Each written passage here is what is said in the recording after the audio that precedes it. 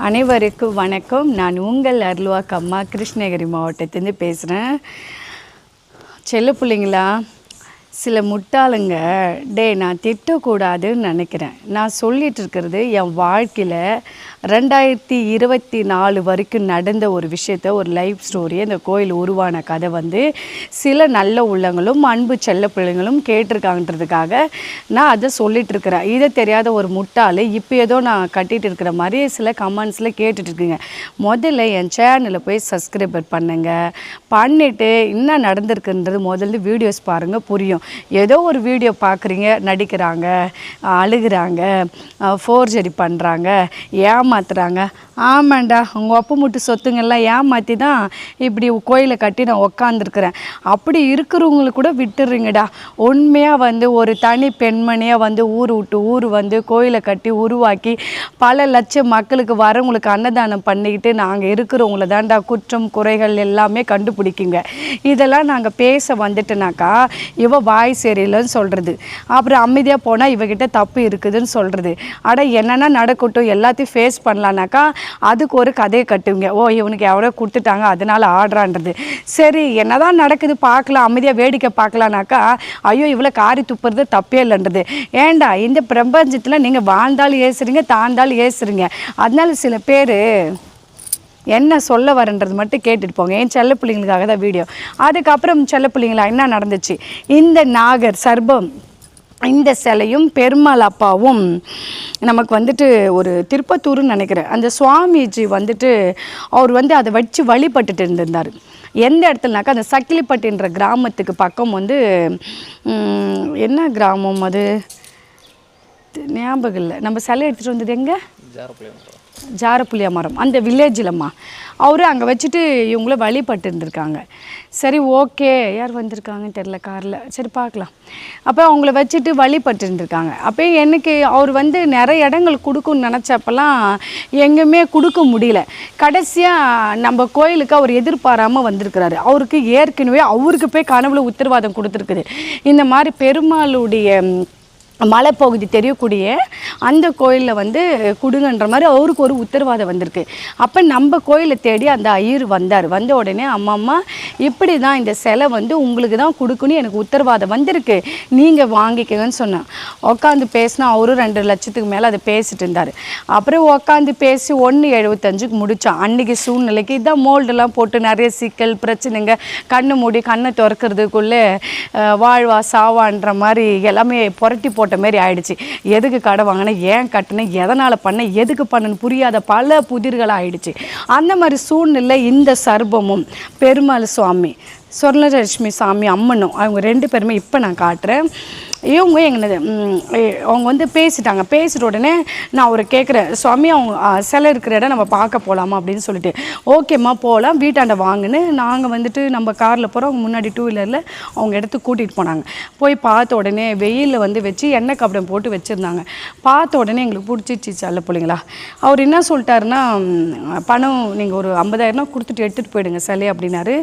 நாங்கள் என்ன பண்ண தெரியுமா, அப்போ நம்ம கோயிலில் சேவை செஞ்சுட்டு இருந்த சிவானந்தன்ற செல்ல மகன் அம்மா என்கிட்ட 10,000 ரூபாய் இருக்குது, நம்ம அதை கொடுத்துட்டு இன்றைக்கி நாள் நல்லா இருக்குது, நாங்கள் போய் பார்த்தனாலும் சனிக்கிழமை நாளே, இன்றைக்கே நம்ம எடுத்துலாம், காலை தாமதப்படுத்த வேண்டாம்னு சொன்ன உடனே அந்த நல்ல மனுஷன் எந்த ஒரு வார்த்தையும் சொல்லாமல் அந்த 10,000 ரூபாய் பணத்தை வாங்கிட்டு கிரேன் வர வச்சு எங்களுக்கு அந்த செலவு கொடுத்து அனுப்பினார்.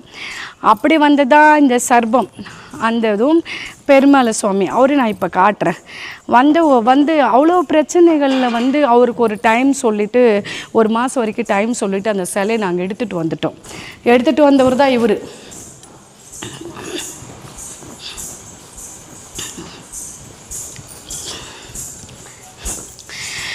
எடுத்துகிட்டு வந்த இவர் நிம்மதியாக இருக்கிறாரு.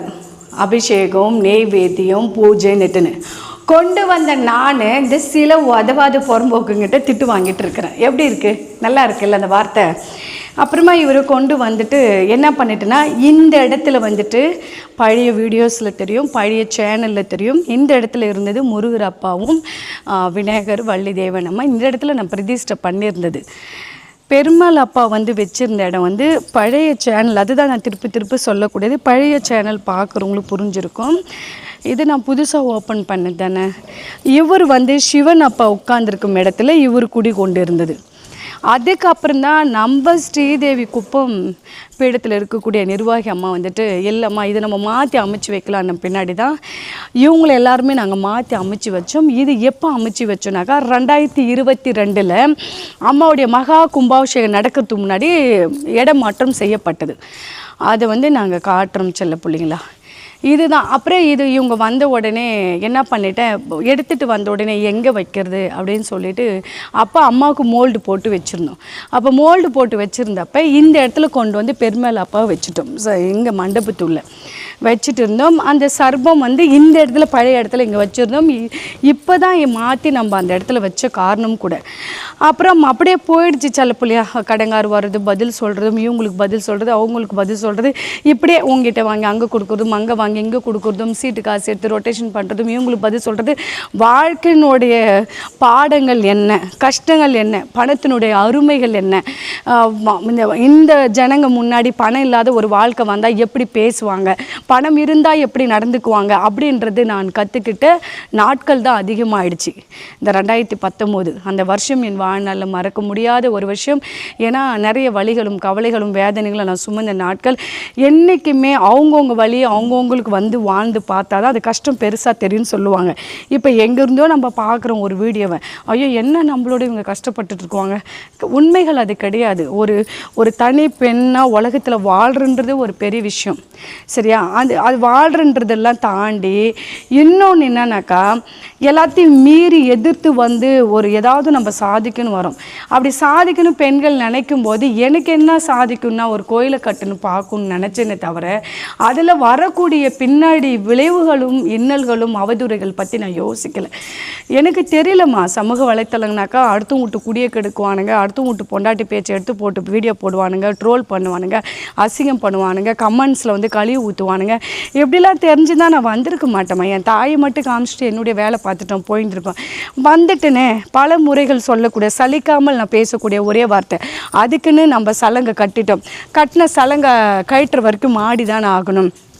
அதுக்கப்புறம் நாட்கள் போகவே மனசுக்கு ஒரு கஷ்டங்கள் வரவே, எங்கேயாவது இந்த இடத்துல எல்லா சாமிகளை பிரதிஷ்டை பண்ணியிருந்தாலும் சரி எங்கேயாவது போயிட்டு வரலாம் அப்படின்னு நினச்சோன்னே மதுரை மீனாட்சி அம்மன் கோயிலுக்கு போகலான்னு நாங்கள் முடிவெடுத்தோம். அப்போ என்ன சொன்னாங்க, இல்லை இது நம்ம மேலூர் மாவட்டத்தில் சிங்கம் அம்மாவை பார்க்க போகலான்ட்டுன்னு முடிவெடுத்தோம். இந்த தாய் நாங்கள் யூடியூப்பில் தான் பார்த்தோம்.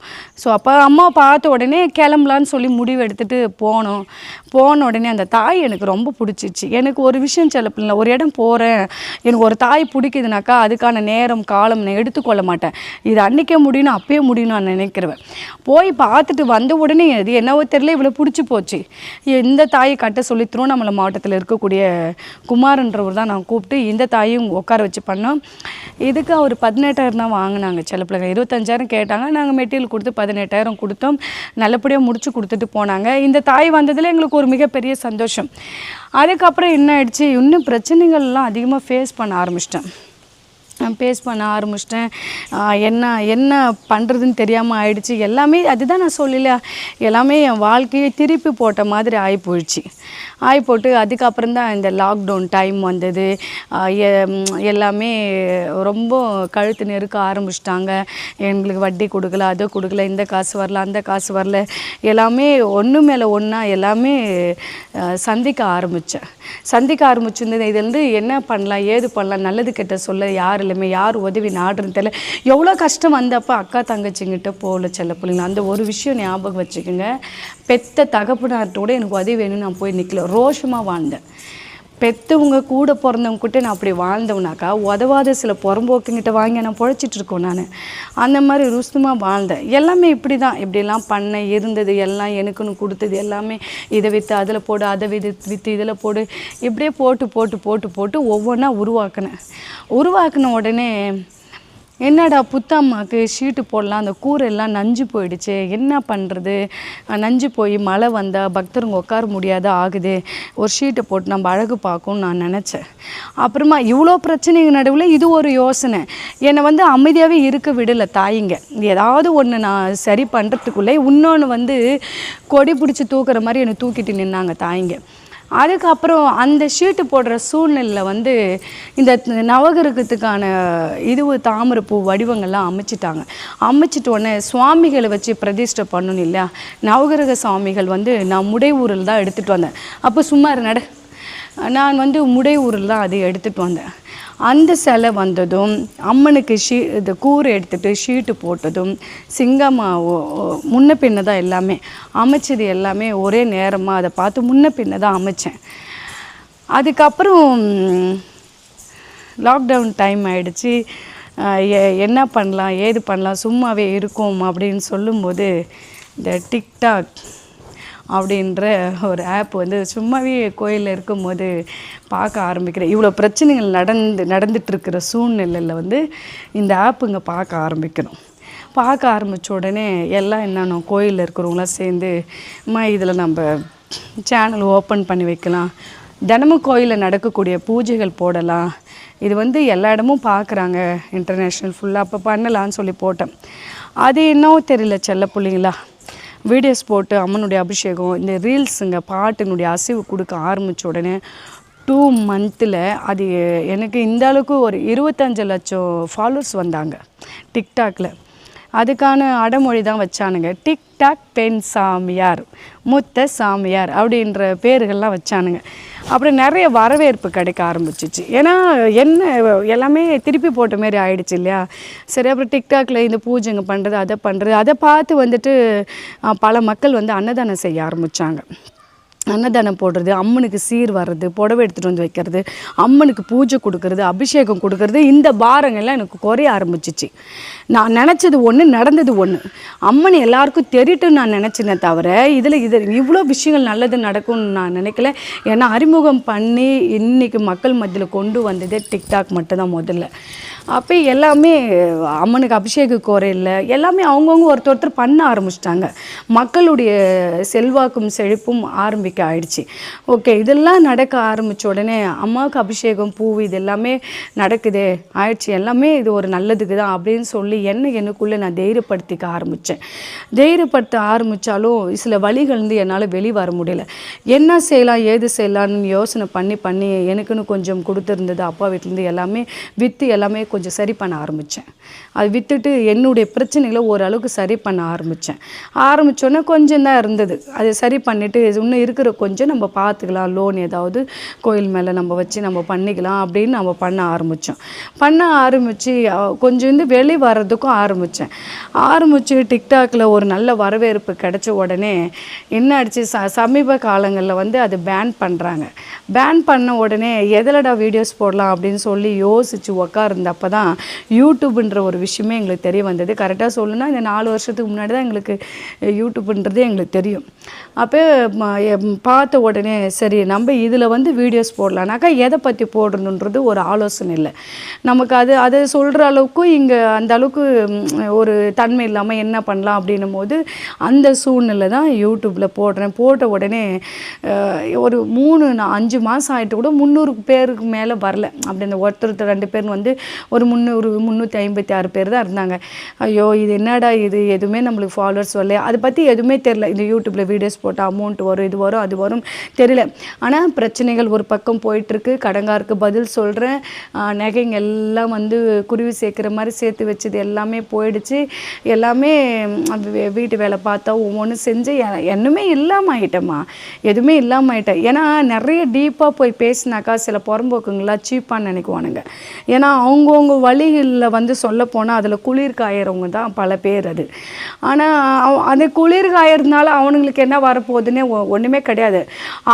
அவன் இடத்துல அவனை பற்றி விசாரிச்சாக்கா, அவன் இடத்துல போயிட்டு அவன் யோகிதை போய் அந்த தெருவில் அந்த ஊரில் விசாரிச்சாக்கா காரி துப்புவாங்க. ஆனால் அவன்லாம் ஓகே மாதிரி பேச வருவான். என்றைக்குமே தன் முதுக தன்னால் எப்போ திரும்பி பார்க்க முடியாதோ அந்த மாதிரி தான் மற்றவர்களோட ஒருத்தவங்க பற்றி பேசுகிற தகுதி தராதரம் யாருக்குமே கிடையாது. அவங்கவுங்க வாழ்க்கை அவங்கவுங்க வாழ்கிறாங்க. இது மட்டும்தான் விஷயம். சரி, யூடியூப்பில் வீடியோஸ் போட்ட உடனே எனக்கு வெறுப்பாயிடுச்சு. என்னமே என்ன நம்ம 3 மாதமாக போடுற ஒரு ஃபாலோவர்ஸ் இல்லை, எதுவுமே இல்லை, என்னடா அப்படின்னு அதை கண்டுக்காமல் விட்ட 1 மாதத்துக்குள்ள 10,000 பேர் திடீர்னு அவ்வளோ ஃபாலோவர்ஸ் வர ஆரம்பித்தாங்க. கோயில் மக்களுக்கு எல்லாம் தெரிய ஆரம்பிச்சிச்சு. சேம் டிக்டாக்ல என்ன வரவேற்பு இருந்துச்சோ அதே மாதிரி தான் யூடியூப்பில் பல ஸ்தலங்கள்லேருந்து எல்லோரும் வர ஆரம்பித்தாங்க. எல்லாருமே சப்போர்ட் பண்ண ஆரம்பித்தாங்க. முதல் முறையாக நம்ம கோயிலுக்கு அன்னதானத்துக்கு வந்து காணிக்கை கொடுக்க ஆரம்பித்தாங்க. அதுக்கப்புறம் ஒரு சின்ன சின்ன தாய் உள்ளங்கள், என்றைக்குமே இருக்கிறவனுக்கு எல்லாம் கொடுக்க மனம் வராது, இல்லாதவர்களிடம்தான் மனம் வரும். அந்த மாதிரி என் வாழ்க்கையில் நடந்த விஷயங்கள். இல்லாதவங்க ஒரு கூலி வேலைக்கு போகிறவங்களாம் 5 மூட்டை சிமெண்ட் எடுத்து கொடுக்குறதும், ஒரு 100 செங்கலுக்கு பணம் கொடுக்குறதும், அந்த மாதிரி விஷயங்கள் நடந்துச்சு. அப்படி கட்டது தான் பெருமாளுடைய கருவறை. எப்படி போய் சிவன் அப்பா உட்காந்துருக்கிறது, அது அடுத்த வீடியோவாக நான் சொல்கிறேன் உங்களுக்கு. அப்படி உருவாக்குந்தான். ஏன்னா கொடுத்ததை நம்ம இல்லைன்னு சொல்ல முடியாது. இல்லை, அது வந்து நான் பணமாக ரூபாவாக எதுவுமே கையில் வாங்கிக்கல, நீங்கள் பொருளாக வாங்கி கொடுத்தா அது புண்ணியம், எங்களுக்கு பணம் ரூபா கையில் வேண்டாம் அப்படின்ற மாதிரி வாங்கினா ஏதோ ஒரு செலவுலாகும், ஏதோ ஒரு பிரச்சனைக்கு இதுவாகும். கடவுளுக்குன்னு கொடுக்குறது அவங்களுக்கே போய் சேரட்டும், நீங்கள் பொருளாகவே சிமெண்ட்டே 5 மூட்டை எடுத்து கொடுங்கன்னு இந்த மாதிரி நிறைய அன்புள்ளங்கள் சின்ன சின்ன விஷயங்கள் சப்போர்ட் பண்ண ஆரம்பித்தாங்க. எதனால்? யூடியூப் பார்த்துட்டு. அப்போ பார்த்துட்டு அப்படியே என் வாழ்க்கை ஓடுது, பிரச்சனைகள் அப்படியே இருக்குது, எல்லாமே நடக்குது. அதுக்கப்புறம் தான் வருது எனக்கு வந்து என்னது, வாட்ஸ்அப்பில், இது ஏற்கனவே நான் சொல்லியிருக்கிற ஒரு விஷயம், வாட்ஸ்அப்பில் ஒரு வீடியோ லிங்க் வருது. என்ன லிங்க் வருதுன்னா, பிஹேவ் நோட்ஸ்கார் வந்து என்னை பற்றி போடுற லிங்க் வருது. என்னென்னு, கல்லாக்கட்டும் பெண் சாமியார் அப்படின்னு சொல்லிட்டு எல்லா சாமிங்களோட எந்த போட்டிருந்தான். அப்போ வந்து கருவறையில் போய்ட்டு ஆவேசமாக நான் கத்தி ஒரு வீடியோவை அப்டேட்டாக கொடுக்குறேன். என்னன்னு கொடுக்குறேன், டே என் கழுத்தில் தாலி கூட இல்லாமல் இந்த தெய்வத்தை நான் உருவாக்கி உட்கார வச்சுருக்கிறேன், என்னை பற்றி தெரியாமல் எதுக்கு நீ தவறான நியூஸை போடுற, உனக்கு எனக்கு என்ன இருக்குது, இந்த மாதிரி உன் அக்கா தங்கச்சி எடுத்து நீ போடு அப்படின்னு சொல்லி கத்தி ஆவேசமாக ஒரு வீடியோ வெளியிடுறேன். அந்த வீடியோனால் 10,000 பேர் இருந்த என்னுடைய ஃபாலோவர்ஸ் 50,000 பேர் ஆகுறாங்க. அந்த வீடியோவில் என்னுடைய ஆதங்கத்தை வெளிப்படுத்தினேன். அதில் அவங்கள திட்டணும், அவங்கள சபிக்கணும் நான் நினைக்க கிடையாது. என்னுடைய ஆதங்கத்தை வெளியிட்டதுனால அந்த 10 நாட்களுக்குள்ளே அவ்வளோ ஃபாலோவர்ஸ் வந்துட்டாங்க, 50,000 பேர். இதை ட்ரோல் பண்ணும் விதமாக வந்தவன் தான் VP Rockers channel Vadivel. Salem மாவட்டத்தில் இருக்கக்கூடிய கொளத்தூர் கிராமம், அவன் லக்கணம்பட்டி வில்லேஜ்னு நினைக்கிறாரு, லக்கணம்பட்டி. ஸோ இவன் அதுக்கப்புறம் தான் வரான். அதுக்கப்புறம் என் வாழ்க்கையில் என்ன நடந்துச்சு, நான் எப்படி கும்பாபிஷேகம் பண்ணேன், எதனால் அரெஸ்ட் ஆனேன், என்ன நடந்துச்சுன்றது மறு பார்த்தா வரும். கும்பாபிஷேகம் நடத்தும் போது என்ன கஷ்டங்களை நான் அனுபவித்தேன். சரிங்களா? என்றைக்குமே சில பிள்ளைங்களா ஒரு விஷயம் சில பேர் புரிஞ்சுக்குங்க, இதுக்கு நடுவில் நான் அனுபவித்த வழிகள் வந்து என்னன்னாக்கா, துரோகம், ஏமாற்றம், பொய். ஒரு மனுஷன் உலகத்தில் வாழணுனாக்கா 3 விஷயம் கற்றுக்கணும். அது வந்து நான் கற்றுக்கிட்டது உங்களுக்கு சொல்கிறேன். என்னை வந்து குருவாக நினச்சி பல மக்கள் அந்த வழியில் போகிறவங்களுக்கு தெரியும். இதை தாண்டி என் அம்மா தான் எனக்கு ரோல் மாடல், எங்கள் அம்மா தான் எனக்கு எல்லாம் நினைக்கிறவங்களுக்கு இந்த உலகத்தில் ஃபஸ்ட்டு ஒரு விஷயம், பொய்யாக வாழ கற்றுக்கணும், மற்றவங்களுக்கு துரோகம் பண்ண கற்றுக்கணும், சுயநலமாக வாழணும்.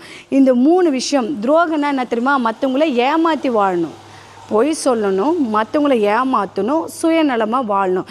இந்த 3ம் நம்ம கற்றுக்கிட்டால் மட்டும்தான் இந்த உலகத்தில் வாழ முடியும். அப்படின்றத வந்து இந்த காட்டாகர கிராமத்தில், இந்த கிருஷ்ணகிரி மாவட்டத்தில் வந்து நான் கற்றுக்கிட்ட அனுபவன்றது மட்டும்தான் என்னால் சொல்ல முடியும்.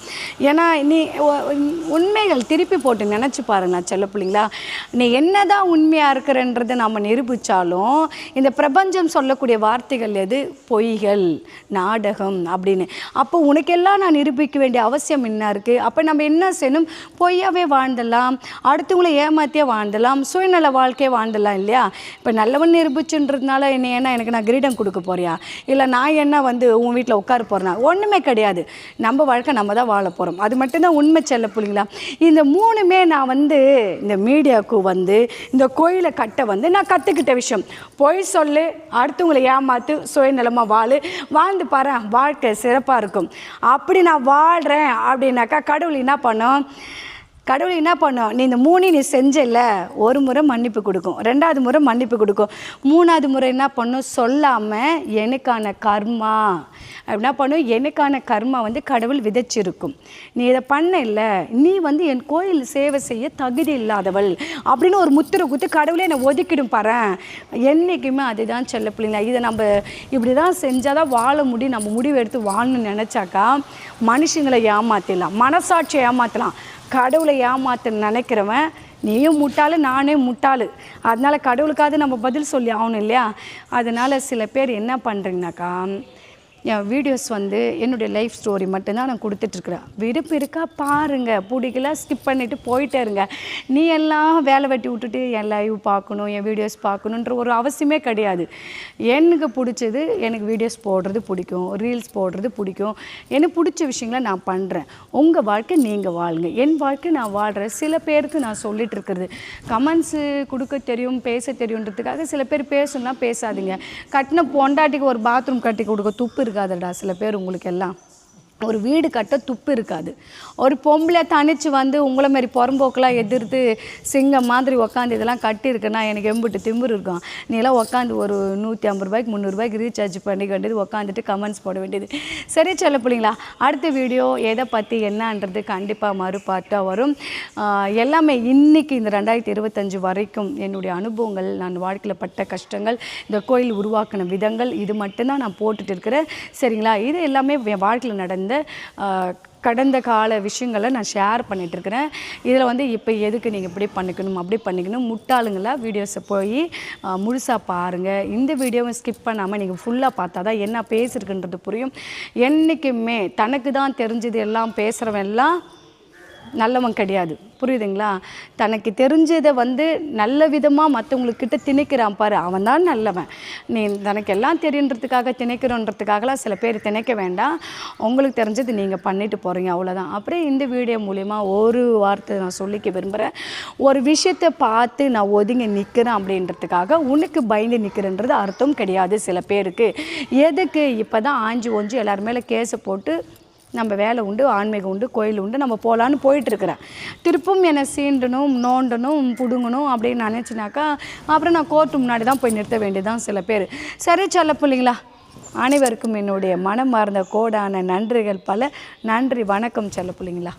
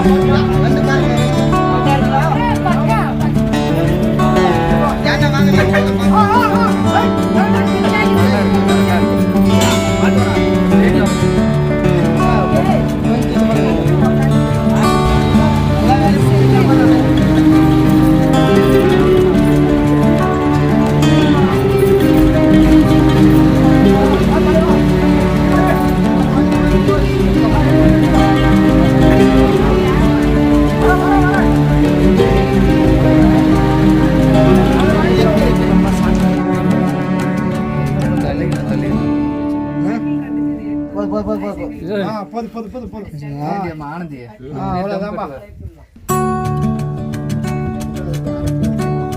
எதுக்காக